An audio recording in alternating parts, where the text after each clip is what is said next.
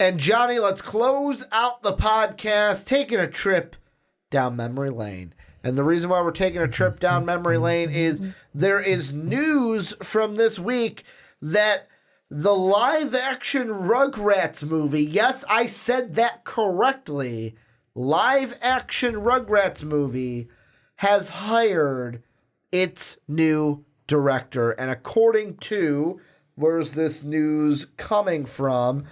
This is coming straight from the horse's mouth at Paramount. Paramount has hired David Bowers to direct the upcoming live-action Rugrats film. The franchise revival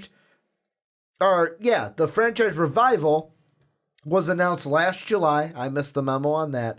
And its release was recently pushed to January 29th, 2021. Most recently, Bowers directed the last 3 Diary of a Wimpy Kid films. So, Johnny, I want to ask you this kind of on the podcast on a nice kind of relaxing note. Rugrats is from our childhood. I really liked watching it on Nickelodeon. I remember going to see Rugrats in Paris in the theater. No, was that Rugrats in Paris? That was not Rugrats in Paris. That was one of them. That was one. That was the second one. I remember seeing the one that's vivid in my head was Rugrats in Paris the one with the dinosaur car that was basically Dill's coming out party? I think so. I don't remember. I actually didn't see Rugrats in Paris. Rugrats the movie. That was it. The first one. Rugrats the movie. Rugrats in Paris was they introduced Kimmy. That was right. I remember seeing Rugrats the movie in theaters, which would have been circa 1998. Was when that movie came out. So a young 8-year-old Ricky is when that one came out. And then Paris was 2000. So 2 years later was Rugrats in Paris, the movie. I saw both of them in theaters. I just remember Rugrats, the movie, being the one that's prevalent in my mind. But I want to ask you this question about this. Is this a good idea? Is a live-action Rugrats movie really a good idea? Or is this just Nickelodeon Paramount trying to get that nostalgia money while they can? Nostalgia money in the wrong way. I mean, just make another Rugrats movie. Or make it like CGI. I don't know. Maybe make it CGI. Does live-action mean CGI? I mean, according to Disney, yeah. True. Like The Lion King. True. It's going to be like 90% CGI. It's a live-action not all. Lion King. Like, I think the most they're probably going to have is like maybe like a few animals like kind of realistically thrown in there. So they're like for movement. But overall, I think it's just going to be all CGI. Like, is this going to be one of those bad movies where it's like, yeah, we got baby actors, but the baby's mouths don't move, but like their voice actors are... So we're going to go back to, what's it called? Who's Talking Now? Yeah. We're basically, it's like, there are babies here that we're getting to do the poses that we need to, but their voice actors are in a recording studio. So we got, we're looking for a redheaded 3-year-old. We're looking for a ginger 3-year-old with glasses. Or, and this is just me spitballing here. Yeah. Are they going to make it, because Chucky's a little bit older. Chucky can actually walk. Well, most of them can kind of walk, but like Chucky's the oldest. They Chucky can actually function and walk. Chucky can legitimately walk. Yeah. Tommy, not he kind of waddles. The baby falls. waddle. Yeah. And then Phil and Lil are kind of like still unsteady but can walk. So here's the question I have. Is do they do it to where they get younger actors, so maybe child actors, to play the babies, and they just scale everything? So it's like actual actors playing the babies, but everything else, like the couches and stuff and parents and stuff, are scaled to where it's like actual children playing the role of the babies, but it's just the adults are scaled to where, yes, we make this possible. I'm always wondering if they do sort of Go ahead. Babies in sort of a motion capture suit. So they can get all the movement down. Yeah. And then CGI the rest of that to look Rugratish. Because, you bring like child actors in, the proportions are still going to be weird. Yeah. Because they don't have the same like baby fat. Exactly. But if you kind of like Disney's version of CGIing that stuff and have the adults be like adults. Because it's not going to be like Peanuts, where it's not like we're going to see just the legs of stew. That Exactly. would be horrible. That'd be weird. Or like cow and chicken.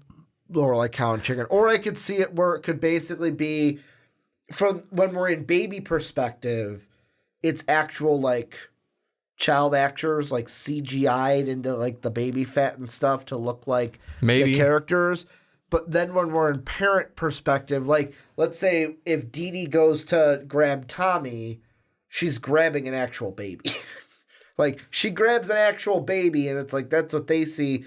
But because that's the, I will say this, although I think it's a bad idea because I can't see I it can't in my wrap head. my head around doing I a live can't action. in my head see it being good. When I see it in my head, I see it being like I can't see it looking good. bad TV movie. You know what I'm saying? Like the Kim Possible movie, that's what I see it being like. Because the Kim Possible movie was not received well. I can see it being worse than that. So, well, I can see that too. But here's the thing I want to throw out that I think is a cool concept with the Rugrats in general, is that the parents' view and the baby's view of the world was vastly different. It was. Like to the babies, it was a big world and the world was our oyster. And the thing that I think that it can do very well is kind of separate those two. And the one episode I kind of think of is it's the episode where they had a box. And when you're a kid, Box is everything. Everyone has a box. A box can be whatever you want. Like your imagination soars. And they were basically like in the box. It's like, oh, it's a spaceship. Oh, it's this. Or like we're in a cave. And it was like Indiana Jones trying to find. So basically every episode of Rugrats, whatever mission it was, It turned into something. it was so much more embellished because of imagination. Yes. The only person that I'm not nervous for in live action is Angelica. Yeah. You just got to get the right actress to play You Angelica. just gotta get someone that's probably 5 years old. The right bratty kid to play Angelica, because let's be honest, Angelica's a brat. And I hated Angelica. A dirty blonde. Dirty hair blonde. Well, that's what I'm saying. Okay. Dirty blonde, Okay. 5-year-old. Yeah. Dirty blonde's a hair color, Ricky. That can act very. I know it's a hair color. I'm Just in case you know. I am just stating it so no one is confused. Yeah. Don't want any people thinking you meant something else. No. But Dirty blonde, the hair color. that just needs to be able to act bratty. Like a brat. Shouldn't be too hard. Like that is I'll be honest, that's probably the most exciting thing that I can't wait for is Angelica and her family, how they react. What I would do with this, make the adult, like real live actors, make Angelica actress. Live child actress. Child actress. Make the babies do A live child. We need a live child. What is this? What did you just bring me? Hide this. Get this out of here. But go ahead. I would do motion capture for the babies. Yeah, we don't want a dead child. That would be bad. That'd be weird. That'd be really bad. We bringing back dead baby jokes, Ricky? No, we're not. I said Or child. did they grow on you? I said child. No, we're not bringing back dead baby jokes. Woo! We're bringing it back. No, we are not, but go ahead. And then kind of like motion capture the baby, like get babies of each of those ages. One for Tommy, one for Phil and Lil, and one for Chucky. And CGI. We're talking actual babies. Bring in actual babies, but like you can have like kind of flip it between the two. Have actual babies for some perspectives of it, and then motion capture how they walk, and then CGI parts of it to make it do what you want them to do. So then, when they go on their adventures. But then when the babies talk, is it the cheesy kind of thing that I'm thinking of like the baby's mouth is not moving to the words, but I think the baby it needs is to talking. We are so like in depth with CGI the now. mouth? The mouth talking. Okay. But it's an actual baby being shown. I would do that. And then like walking. when the parent picks it up, it's going to be an actual baby. It's an actual baby. I mean, that probably fits perfectly. I think that's the best way you can do it. Do I want this? No, not necessarily. Well, just bring me the cartoons again. It's been so many years since we actually had the Rugrats. I think if you reboot a cartoon, you're going to make a shit ton of money. Well, and making a live action cartoon is not easy. No, it's not. And I mean, just look at Disney. Like, Disney has been doing well with them, but not all of them have been. You didn't like favorites.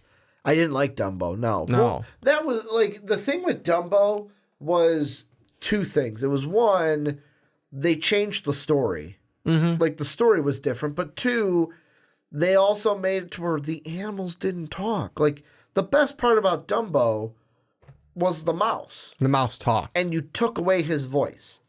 You took away that character from me to where it's like, what? Like, this is stupid. Yeah. But that's why I'm just kind of proving my point. Not all of them are the best whereas done. Beauty and the Beast, probably the easiest to do in live action. It's beautiful. But that's what I'm saying. Not all of them, not all cartoons can be turned into movies so easily. And I think the thing that this doesn't have that Disney's live actions do is, like, for example, when we see The Lion King, don't fucking touch that story. You keep that story from A to Z exactly how it was, and I leave that theater happy. Well, look at it this way. Beauty and Beast was A to Z basically the same except the one song. Yeah, they added Evermore. Evermore from the play. Yeah, but so it was whatever. from somewhere. That's what I'm saying. It was like, okay, they took this from the play. That's okay. Whereas Dumbo, I don't remember... Most of the other stuff. They kind of changed it because it was like, okay, we can't do the actual movie live action. We got to change it somehow. And I just didn't like it. But, like, for example, The Jungle Book, they changed that a little bit. Mm-hmm. That wasn't exactly like it was. Wasn't exactly, but they changed it the right tweaks. Yeah, and I didn't hate The Jungle Book. I liked it. I'm saying, like, I didn't hate it. I'm going to be like you. Ooby-doo. Like, they made him huge. Walk like you. Talk like you. They made They made the king orangutan huge. You know, I was actually okay with that too. No, but I know. I like that they did that. But that's different from the comic. Yeah, that's true. I almost said from the comic. From the cartoon. Yeah.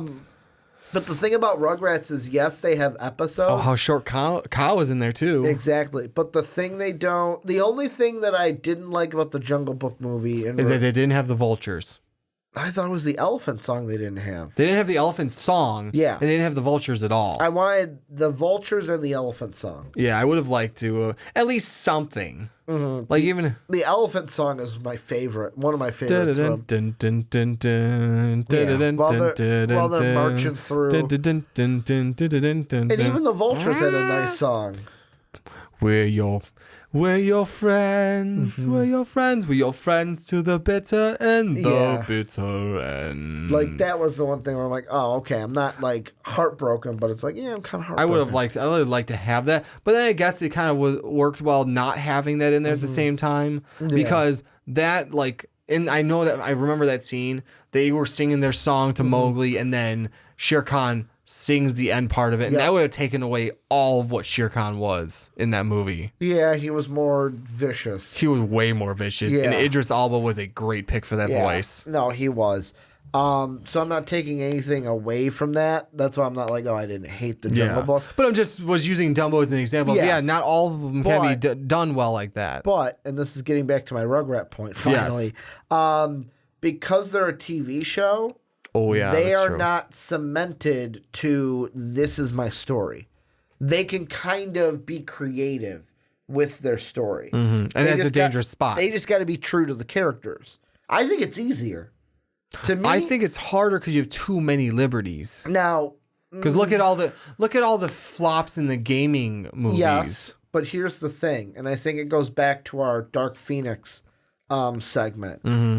If I was doing a movie, I would prefer to have more liberties and more creativity, because to me, I wouldn't want, as an artiste or as a director, I wouldn't want to be pigeonholed into like, this is your, like, this group of fans are going to be cult classic to this run. And if I don't have it exactly like this, they're going to be angry. I wouldn't like that. Well, I would rather have it to where, okay, I can have this unique story that I have come up with, and all I have to do is just make these characters unique, or make these characters what they were to not piss off the fans. Like, that's all I have to do is make them and keep, what's the word I'm looking for? Stay true to the source material for the characters. I'm opposite of you on that because I feel like it's easier. Your story is laid out necessarily. Your general story is laid Then out. you're just following Let me an finish. outline. Let me finish. That's where you get to take your artistic liberties on how it's portrayed. You get to say how this shit's portrayed. There were changes from Beauty and the Beast some significant changes from Beauty and the Beast cartoon, the Beauty and the Beast itself. Some significant changes from why can't I think of it all of a sudden? From Jungle Book to Jungle Book cartoon. Like, it didn't look exactly the same. Exactly. It wasn't exactly the same. Look at all DC and and I was getting quiet, I just realized why. All the DC and Marvel movies we're getting. Some of them, they flop because of the certain liberties, and a lot of them are doing really well. Look at all of the MCU. Almost all the MCU. Your storyline is generally taken from certain comics. And you have your outline there, and then you get to take your artistic liberties from that. Yes. Whereas, like, the gaming ones have almost all flopped because you have too much open story to work with, and not enough to play off of. I would say differently, to where, you're kind of true. Well, I think we're saying the same thing in that sense by saying it differently, where you think the biggest problem is that they are going off and doing their own thing, where I would say, yes, that is the problem. The problem is because those games have a story that I have played through and I know that story, so give me that story. Well, take liberties with that story, but give me the big key points to it. I'll say Assassin's Creed, for example. Yes. Not a terrible movie. Not great. That was one of the ones I did not see. I saw it. And I thought that had Magneto in it. It did. And I thought, this isn't a terrible movie. I also wasn't like, I'm not going to rent it again. See, but the only reason I was going to buy it is because it was going to... Yeah. Although I couldn't get it in my size, but they had a shirt that came with it. So I'm like, I want the Assassin's Creed shirt, but I never ended up getting it because... I'm going to use this as the example for me of why I'm on my side. For example, what is one of the big problems I feel with X-Men? Just look at Dark Phoenix, for example. The biggest problem with them, Dark Phoenix is a one-shot story. If you don't give the fans exactly what they remember, they're not going to have a good time. And we're probably going to relive that 2 times in our childhood now of not having a good time during that. But then I use, for example, you brought up Marvel DC. Yeah. What have we said about Marvel that is their best trait? Yes, they hit some of the comic book stuff, but they are not like, okay, this movie is going to be this comic book. What they do is, hey, we're going to take some of these different things, but they stay true to the character. Same with DC. We all fucking hated BVS when they weren't true to the characters. Like Superman and Justice League because they started to be true to the character. Why do we love Shazam? They were really true to that fucking character. And Wonder Woman's great because they're true to that character. To where I feel like with this with a TV series, with this, I would like to go with that route of, I don't have an A to Z story. I have these characters, I'm true to these characters, and I can come up with a story that fits the Rugrats while in that story placing some Easter eggs that true Rugrat fans will like. Yeah, but the thing I'm saying with that, and I'm not 100% disagreeing with you on it, I think we're starting to get to the same place. I always agree with you. You have to be true to the characters. Yeah. I will never argue against that. Because you bring up video game movies. I'm going to bring 2 that we saw last year and just use them as an example. Which movie do you think was better? Like, you got to choose one. Because if I look at your rating, you had them the same, but Johnny's ratings were usually higher than most. Rampage and Tomb Raider. Which one do you think was the better movie if you had to pick one? I liked Rampage more. That's okay. That's your answer. Like that, I'm not going to let you think about it. Like you said, I liked Rampage more. So we'll go with that. I'm thinking the same thing. I liked Rampage more. Rampage didn't really have a to Z story. It was a video game that was, hey, I'm a gorilla. I'm gonna punch this building, punchy, punchy, punchy. But the story that they came up with was a good story, and it fit. And plus, Dwayne "The Rock" Johnson, like having the right cast worked. Where Tomb Raider, that is a video game that has more of a concrete story, to where if you take more liberties with that and get too far away from the source materials, I think what we're looking at is if you have a strong source material, it's harder to get away from it. If you don't have a strong source material, it's easier to get away from it and kind of be more creative with what you want to do while staying true to the characters. That's what I'm saying. Yeah, and that's what I'm saying, though, is the Rugrats... We're agreeing but disagreeing. Because the Rugrats do technically have a source material. The cartoons that we always used to watch.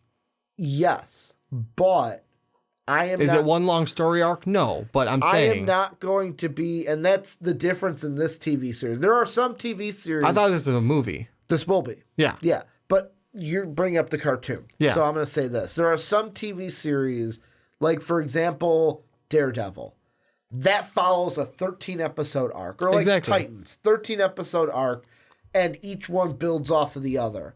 But the thing about Rugrats, which was great about the time, and why they're such great rerun cartoons, is you could just show any one out of order. Yeah. Like even the old Batman cartoons from the 90s. Great reruns because, for example, do you remember who was the villain in the first Batman the Animated Series episode? To be honest, no. Man-Bat.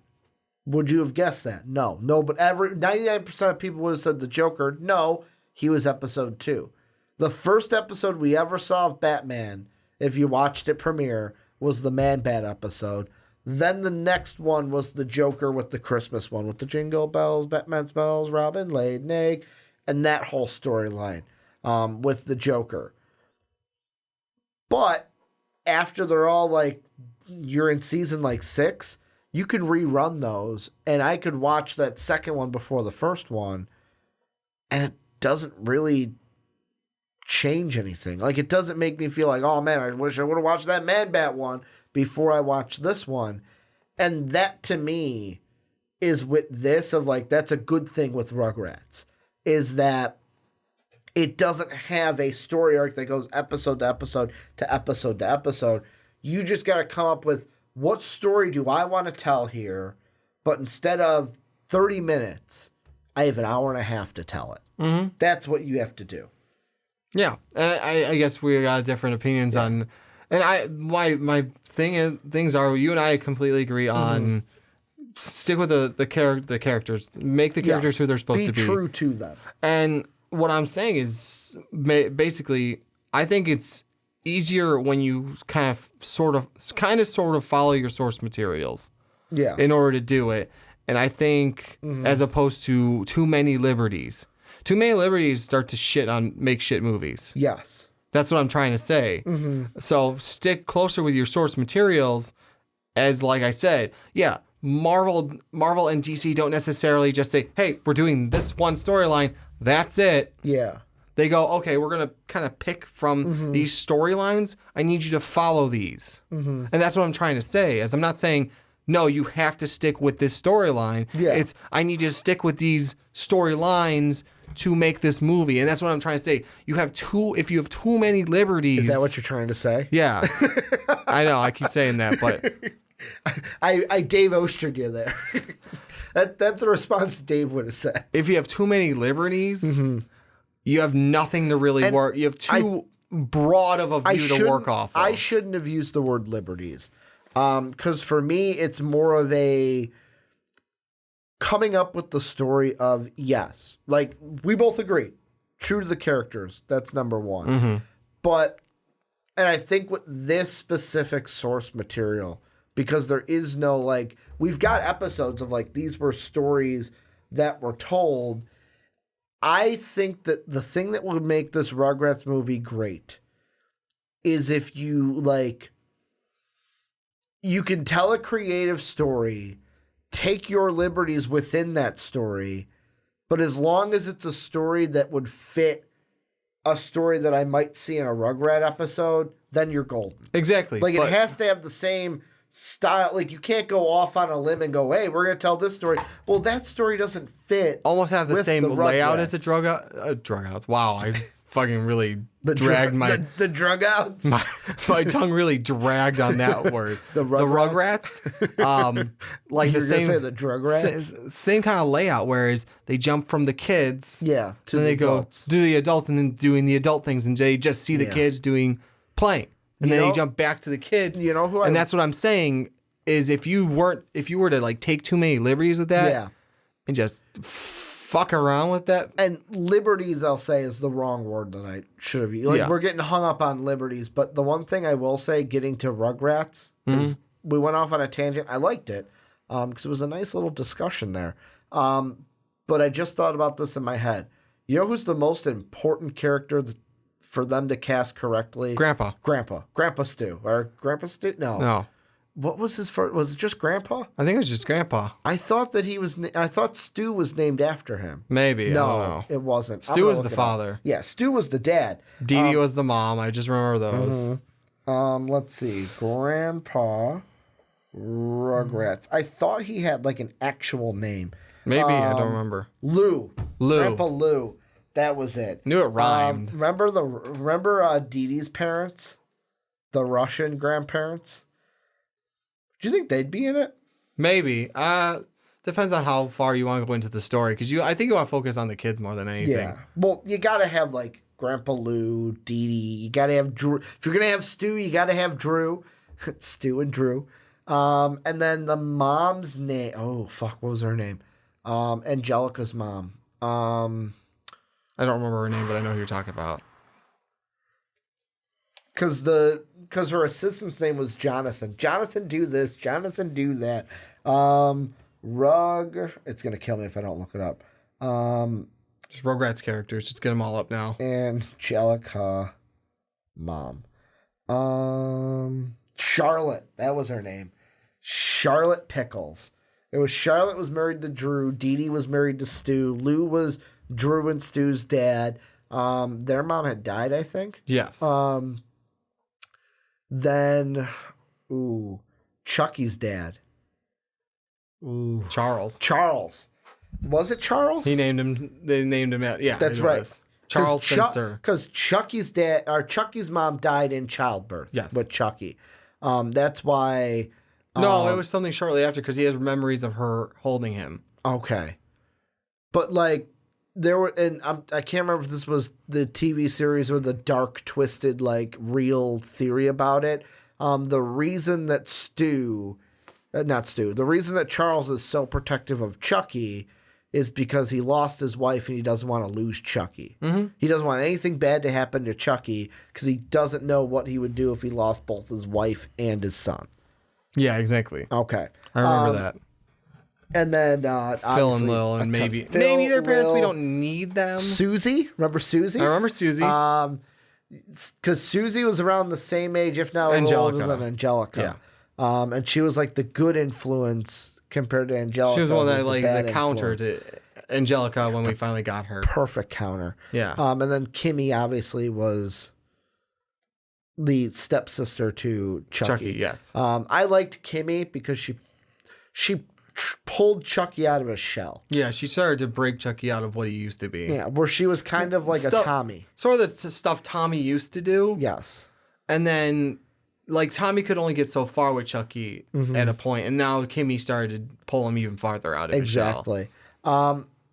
But overall, nervous, not nervous, think they should do it, not do it. What are you thinking? I'm just saying, let sleeping dogs lie or bring the cartoon back. Ooh. Well, I am intrigued for it because I love the Rugrats, but I'm not quite sure if it's going to be a good idea. I like the Rugrats. I just don't know about this. We will definitely have to wait and see if it is a good idea or not. But this is where you guys come in. Let us know what you think down below in that comment section. Also, make sure to check out patreon.com/mostvaluable podcast. That's where you can come and support MVP. Make sure we can get our new studio sooner rather than later. Also, make sure to go to iTunes and Apple Podcasts. Please rate the podcast 5 stars. It really helps us out, and it gets us into the ears of more and more listeners.